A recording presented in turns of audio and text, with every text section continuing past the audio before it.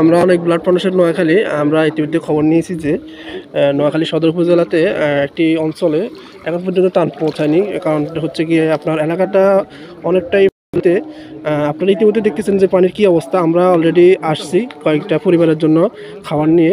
ইনশাল্লাহ আপনারা আমাদের পাশে থাকবেন, আমরা যাতে আরও মানুষের খাবারের ব্যবস্থা করতে পারি। আসসালামু আলাইকুম। আমরা ইতিপূর্বে চলে এসেছি একটি আশ্রয় কেন্দ্রে।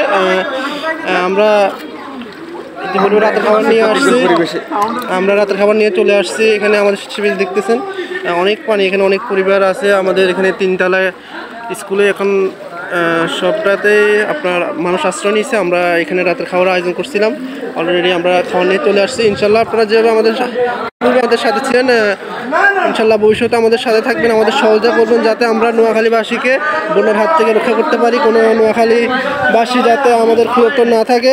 ইনশাল্লাহ আমরা সবসময় পাশে থাকবো আপনাদের সহযোগিতায়।